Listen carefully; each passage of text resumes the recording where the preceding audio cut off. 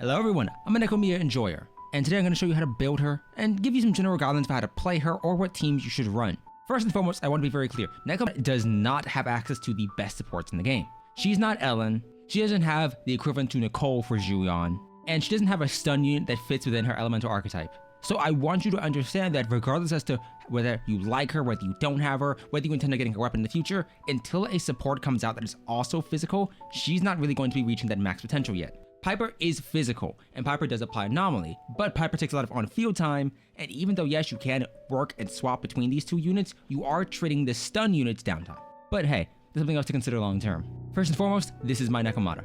She is C1, she has her weapon, level E core skills, and she's 9, 8, 9, essentially across the board. I do like this character, and she is my most heavily invested unit, but some things I want you to keep in mind. First and foremost, Nekomata wants to dodge counter. I don't want you to worry as much about quick assist because for the most part you aren't going to be doing those. Dodge countering means you aren't swapping out as much. And so you do need to consider, hey, units that either have long-term buffs, whether that's a Lucy with her held skill or Soukaku, or somebody like Chi that can apply a debuff. The same thing applies to somebody like Koleda, but Koleda is more dependent on the enemy being stunned. This does mean that Nekomata has essentially, in my at least opinion, two realistic builds you want to aim for. Because she wants dodge counter, she's going to be on field quite a lot of time, especially if you want to get 100% uptime on this specific bonus. And I do recommend you get 100% uptime.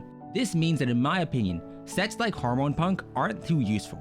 On the strict basis that Hormone Punk has a 10-second downtime, and you don't want that 10 seconds to be during a burst window because you decide to swap out or anything like that. I'd say you could aim for, in my opinion, very generalist sets. This could either be Woodpecker Electro, which is what I personally choose to run, or the Fanged Metal set, which is essentially just based on assaults. Now, if she's on field enough to where she's inflicting assault, good. If you're running Piper, this benefits her. This has no downtime. This just has a benefit to where the assault needs to be inflicted, and for 12 seconds after that, you have this buff, but beyond that, you don't. In my personal opinion, Woodpecker Electro is the most flexible and its most generalist set. Yes, you are theoretically losing damage between something like Hormone Punk's burst window and Fanged Metal's burst window, but this has no downside.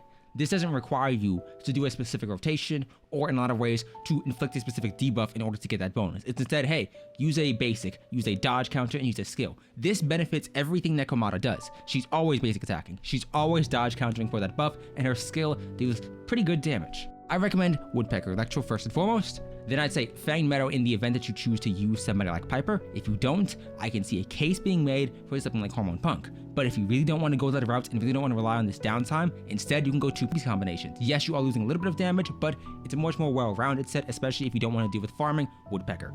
I'd say go for two-piece Woodpecker. You can go for two-piece Fanged Metal and two-piece Hormone Punk. Keeping in mind, Hormone Punk's two-piece gives you 10% attack. That attack is what you're basically getting from one stack of this attack buff. I can see a case being made in the event that you want to build Nekomata for going energy regen over attack percentage. Attack percentage will give you higher damage. Energy regen means you can spam out her skill more often. Since you don't have characters who can increase your team's active energy regeneration rate, it's realistically up to substats in my opinion. If you have enough attack percentage buff, hypothetically speaking, you're running a Soukaku, you're running a Lucy, then I can see a case being made for you just going straight for energy regen because it allows you to spam out that skill more often. So use your own judgment for that one. If you are running Hormone Punk, you're getting a bunch of attack percentage. If you are running Woodpecker Electro, you're getting a bunch of attack percentage. In that case, you may lose less damage comparatively. You can go for attack, you can go for penetration ratio, or physical damage bonus for this fifth slot. I'd say go for whichever one you have lying around and whichever one has the best substats. Nekomata gets some physical damage bonus, yes. She gets it from Fanged Metal set. She gets it from her specific new engine, which I actually would recommend going for in the shop if you like this character a lot. I want to preface this by saying, though, this physical damage bonus is all you should bank on. Until you have C1, hitting a target from the back isn't necessarily reliable enough for you to warrant going for this specifically. If you have one that's already raised and it's already doing good enough for you, or if you have the Battle Pass one, hey, stick with that, it's perfectly fine. And then finally, crit rate and crit damage is pretty simple. Go for crit damage if you have her weapon, and subsequently if you have her raised. If you don't, you can go for crit rate because it balances things out more easily. Keeping in mind that if you do get this character in the future, you want to focus on her A, C, and E stats. It's because they give you a crit rate increase. This is all quite nice. 5, 10, 15, basically 15%.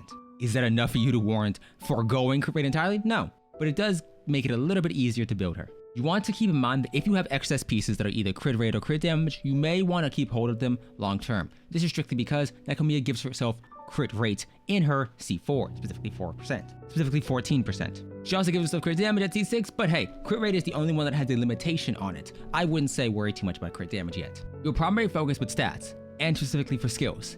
Basic first, then dodge, then EX skill, then chain attack or ultimate. You are ignoring the quick assist. I leveled it up just for consistency's sake, but to be honest, Nekomiya's on field. She's not going to be an individual who's swapping in for your other characters. And for the most part, you really shouldn't need this on any other character. As we mentioned before, let's quickly dive in depth to Constellations, or Cinemas. C1 is my best recommendation. Yes, everything else improves her damage, don't get me wrong. But C1 means her weapon is much more reliable to get that damage bonus, because anytime an enemy is stunned, they are considered back attacks at that point. This means you are getting that nice damage bonus. C2 is energy regen rate. This, in my opinion, isn't super good. Yes, energy regen allows her to spam out her skill more, but you could realistically get this exact same energy regeneration increase from using an energy regen 6-piece.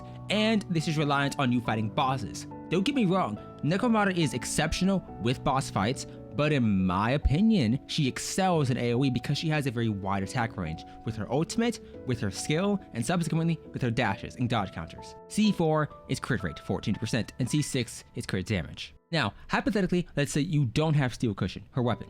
What else can you use? Obviously, the Battle Pass option gives you crit rates, but I honestly don't think it's that worthwhile over the rest of the options you have available to you. Starlight Engine synergizes pretty directly with Nekomiya's kit. She's always dodge countering, and so if you have this, especially at higher refinements, go for it. Pleniluna, the 3-star option, is good. It has a lower base attack than the 4-star counterparts, and especially the 5 stars, but it works pretty nicely. All of her attacks, i.e. her basic and dodge counters, which are the only ones you realistically will be doing, get a 20% damage bonus. This is nice, yes, but the low base attack plus or in addition to the low substat increase does mean it's going to fall behind other options. Now you can supplement this with an attack buff, but keep in mind you always will be operating at a lower stat point than other respective new engines. Street Superstar isn't bad, but Street Superstar in my opinion is entirely dependent on is the character's ult dependent. Nekomiya's ult does a lot of damage. Nekomiya's ult is quite good, but I don't think it's worthwhile to focus on because it's only realistically going to be used during that downtime window when an enemy is stunned. And this also has a decreasing value in something like the Shiyu defense, strictly because you don't have as much control in this game compared to Genshin or HSR as to if your character is going to ult or not. Yes, you can choose, but that energy regeneration for that ult can't really be changed. I don't recommend Housekeeper. It relies on you being off-field. Don't get me wrong, it's not that bad, but Housekeeper is so specifically made for Corrin that I can't see a point to you using it on anybody else. Corrin stacks up this passive to the point where her physical damage is increasing. Nekomiya doesn't, and Nekomiya's skill is something you're going to be using very few and far between. Starlight Engine Replica, don't use it. Honestly, Starlight Engine Replica gives you a physical damage bonus, and this is made for Billy, but you aren't going to be 6 meters away. Unless you for some reason have a ranged Nekomiya, which I have bigger questions at that point, don't use it. My top recommendations are either her 5-star weapon, or the Battle Pass, or just go for Starlight Engine, and if you don't have that, Pleniluna is perfectly fine. Everything else is okay, and I can see a case being made for Burst Mia, but at that point, just play Piper. As we mentioned before, Nekomiya does not have good teams. She has okay teams and good teammates. Your buffer options are simple. Lucy and Soukaku. These are units who perform great in any team. I'd say Lucy has higher value the more constellations or cinemas you get, and Soukaku is great at base value. If you use ice team, Soukaku is better. Nekomiya isn't ice, so I recommend Lucy. She takes low on field time and is generally just very good. Now, Koleda and Shinji are your 5-star stunners. In my honest opinion, you can afford to supplement out a stunner for somebody like Piper in the event that you want to run the Fang Metal set. Piper does do good damage. Piper does increase your team's damage. So at that point, interchangeable. If you have any of the stunners, whether it's somebody like Koleda, Shinji, or maybe you want to go with Anby, please consider. Nekomiya's core skill that benefits from Anby being in the party increases her skill damage. I think, yes, this is a nice damage. It's equivalent to Corrin's buff on her own, but it's not nice enough for me to say aim for it because Nekomiya isn't spamming out her skill. Nekomiya is primarily working on this dodge counter, and this is just a nice bonus to have. You don't need to go for Anby unless you already have her, already raised her, and you like her. Anby isn't going to provide you with any benefit. Yes, she increases Nekomiya's skill damage, but beyond that, none of these passives are hyper beneficial to your team. Yes, it increases her days, it increases her own energy regen, but nobody else's. Koleda applies a debuff onto an enemy if they're stunned. This means that your party does more chain attack damage. This benefits everybody across the board. Don't get me wrong, it's nice, but at that point you have to rely on slotting in Lucy or somebody else who's at the fire archetype to essentially give Koleda this benefit. If you pulled for Shinji, honestly speaking, Shinji does good overall, and she's very good against machines. Chinny does not benefit your party though. Chinny's own damage and own days increase is really what you're getting out of this. Now, if you have her weapon and her signature W engine, then I can see a case being made to use Chinny instead, because Chinny does provide you with a team damage buff. But in my opinion, Koleda is the more universal option here if you pair her with Lucy. If you are just looking for a general stunner, you're between Chinny and Anby. Chinny maintains better value in the event that you have her W engine. If you don't, go with Anby. And that's it for Nekomata. She's honestly one of my favorite characters. I love her design. She has some of the best wipeout screens in the game, and she's very fun to play. Also, she has the best wallpaper, in my opinion. With that being said, I'll see you next time.